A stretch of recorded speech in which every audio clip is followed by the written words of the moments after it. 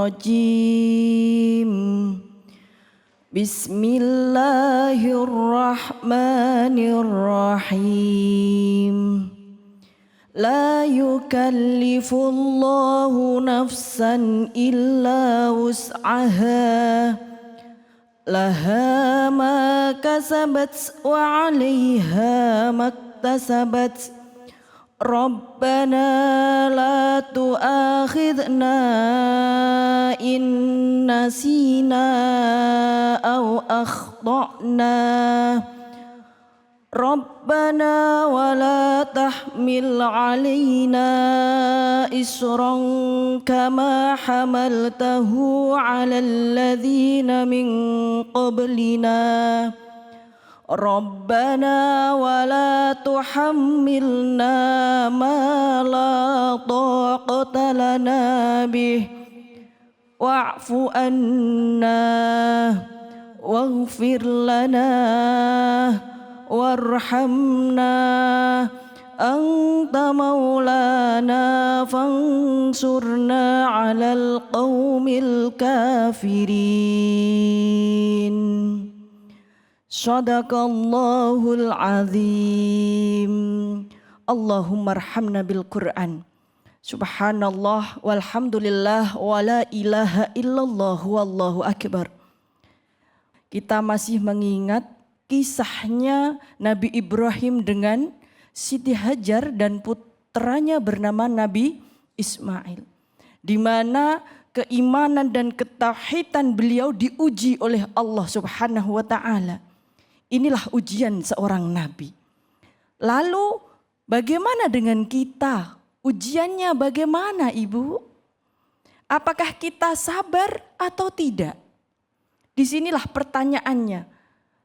La yukallifullahu nafsan illa wus'aha. Dan kita harus yakin bahwa ketika kita mendapatkan sebuah cobaan, sebuah ujian, kita harus sabar. Maka temanya adalah kesabaran di dalam keikhlasan. Kesabaran adalah kekuatan menahan bagi seorang manusia. Adapun keikhlasan adalah kekuatan untuk melepaskan dari manusia kepada Allah Subhanahu wa taala. Kesabaran memiliki kekuatan humanisme dan keikhlasan memiliki kekuatan teosentris. Maka kesabaran di dalam keikhlasan membentuk sebuah teori humanisme teosentris, di mana di dalam ayat ini menggabungkan kekuatan manusia dan kekuatan Tuhan. Seberapa kuat kita bersabar dalam menahan ujian, dan seberapa hebat kita bisa melepaskan kepada Allah Subhanahu wa taala apa-apa yang kita miliki di dunia ini, yang sesungguhnya itu adalah milik Allah. Maka ketika kita membaca surat Al-Baqarah surat 286, maka ada korelasinya atau munasabatul ayat dengan surat Al-Baqarah ayat 155 sampai dengan 157. Yang berbunyi di antaranya, Bu, ayat 155, Bismillahirrahmanirrahim. Allah. وَلَنَبْلُوَنَّكُمْ بِشَيْءٍ مِّنَ الْخَوْفِ وَالْجُوعِ وَنَقْصٍ مِّنَ الْأَمْوَالِ وَالْأَنفُسِ وَالثَّمَرَاتِ وَبَشِّرِ الصَّابِرِينَ. Jadi ayat yang pertama ini, yang surat Al-Baqarah ayat 155 menjelaskan mengenai ujian-ujian dari Allah kepada seluruh manusia. Walanabluwannakum. Imam An-Nawawi Al-Bantani dalam kitab tafsir beliau menjelaskan, demi Allah, bahwa Allah akan menguji seluruh manusia, Bu. Walanabluwannakum itu kepada seluruh manusia. Tidak pandang bulu, tidak ada bedanya. Yang cantik uji, yang jelek Ujian. Yang kaya. Ujian. Yang miskin. Ujian. Yang hidup. Ujian. Yang mati. Ujian. Yang ghibah. Jadi ternyata kehidupan kita ini baik senang maupun susah itu adalah ujian. Semuanya adalah ujian dan cobaan dari Allah. Namun di dalam surat Al-Baqarah ayat 155 dipertegas bahwa bagian daripada ujian-ujian dari Allah adalah sebagian dari walanabluwannakum bisyai'im. Bisyai'in itu ternyata bermakna sedikit. Bu, kita merasanya ujian hidup tuh berat banget ya Bu. Kayak itu udah gak ada solusi. Ternyata baru bisyai'im Bu. Bisyai'im ini di dalam kitab tafsirnya Imam An-Nawawi Al-Bantani dijelaskan hanyalah sedikit sekali ujian yang ditimpakan kepada manusia. Minal khaufi, yaitu rasa takut. Takut terhadap apa? Kalau menurut Imam Nawawi, takut akan kesusahan. Kalau menurut Imam Asy-Syafi'i, takut kepada Allah. Kemudian dilanjutkan, walju', yaitu rasa lapar. Kita takut enggak lapar? Takut. Takut kelaparan. Takut kelaparan atau takut lapar nih? Takut kelaparan. Nah, kalau di dalam penjelasannya Imam Asy-Syafi'i mengatakan walju' ini adalah puasa di bulan Ramadan. Oh. Jadi ternyata ini adalah ujian yang sangat berat ketika kita puasa di bulan Ramadan. Sebagai empati, walaupun kita lapar, kita bisa berempati dengan orang-orang yang kelaparan. Itu baru sedikit. Wa naqsim minal amwal, dan kurangnya harta. Kalau menurut Imam Asy-Syafi'i diartikan sebagai zakat dan sedekah. Betapa sulitnya kita manusia mengeluarkan zakat dan sedekah. Apalagi mohon maaf, kita kaum Hawa. Kalau punya harta sukanya masuk lemari, masuk rekening, masuk tabungan. Kalau untuk dibagi tuh sayang banget. Betul enggak Bu? Betul. Itulah ujian bagi kita. Ternyata kita akan terus merasa kekurangan meskipun sudah punya banyak. Betul. 1 juta? Kurang. Sudah banyak? Kurang. 10 juta? Kurang. 100 juta? Kurang. 1 miliar? Kurang. 1 triliun? 277 triliun? Masih kurang. Wa nafsil minal amwal. 277 masih bisa 300 triliun nanti itu jadinya. Iya, masih bisa naik ya. Kemudian lagi wal anfusi. Jadi apa di sini? Sakit. Jiwa sakit. Wa naqsim minal amwal, zakat dan sedekah. Wal anfusi itu sakit. Kita manusia seringkali diuji dengan sakit. Sakit dohiriyah, sakit batiniah. Lebih parah yang mana dohiriyah dan batiniah Bu? Batiniah. Yang di sini sehat semua kah? Ternyata yang sakit hatinya. Na'udzubillahi min dzalik. Jadi rasa sakit itu menghilangkan sebagian besar daripada dosa-dosa kita. Jika kita mau menyikapinya dengan bijaksana, yaitu dengan kesabaran. Yang terakhir ujian dari Allah adalah dalam surat Al-Baqarah ayat 155. Wathamarat. Jika menurut Imam An-Nawawi diartikan sebagai buah-buahan. Kekurangan buah-buahan saat paceklik. Tapi Imam Syafi'i mengartikan athamarat ini sebagai matinya anak kita. Coba bayangkan. Jika seorang ibu usianya lebih panjang daripada anaknya. Sedih atau tidak Bu? Sedih. Kenapa enggak aku dulu aja nih yang mati yang udah tua jompo.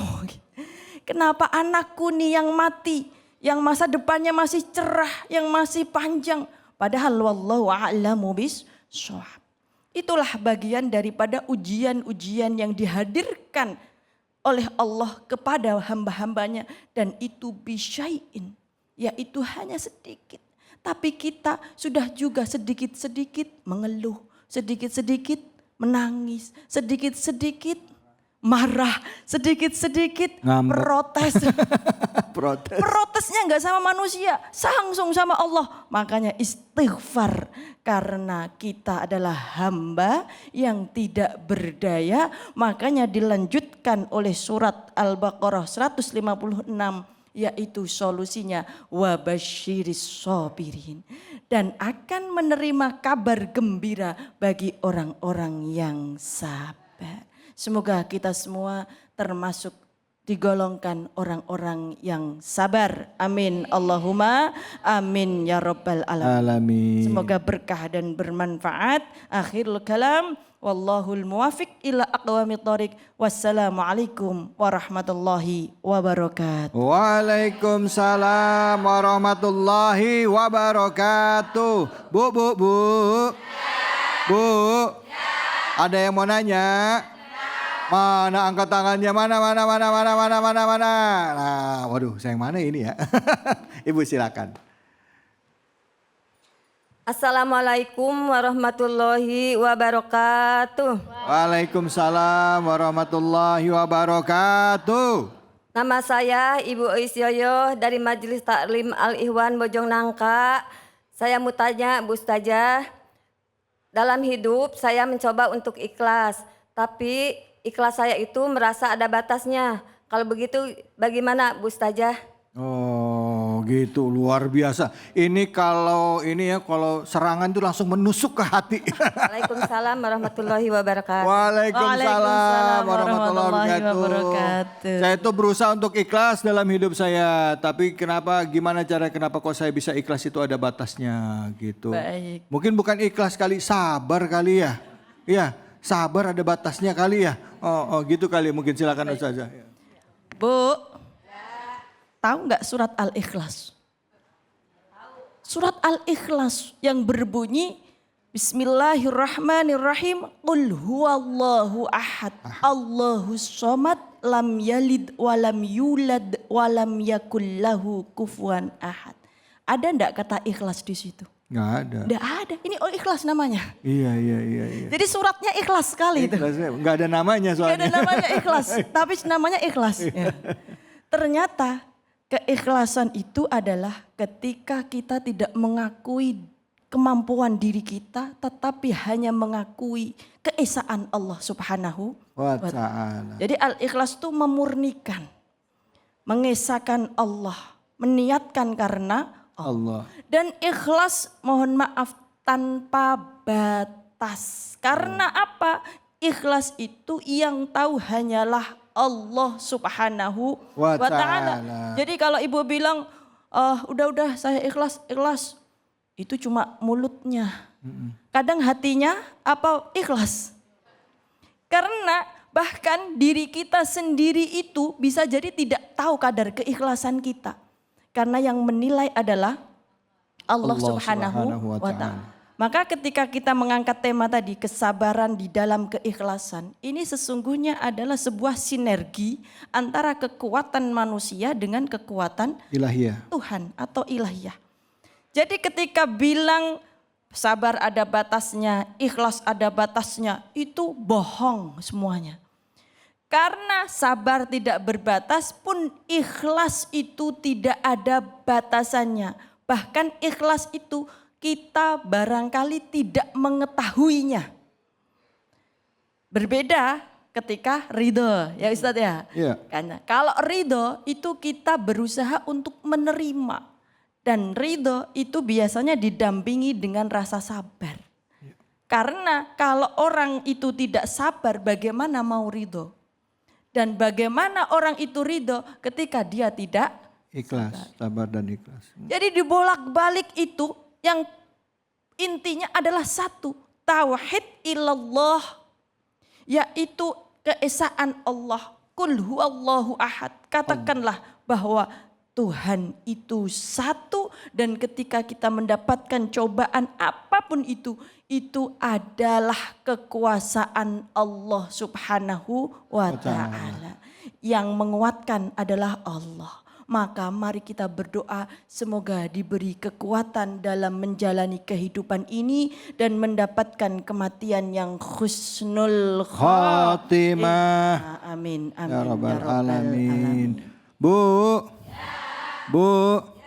jadi kalau diuji itu harus supaya sabar harus ikhlas. Sabarnya itu bukan karena orang lain tapi karena Allah.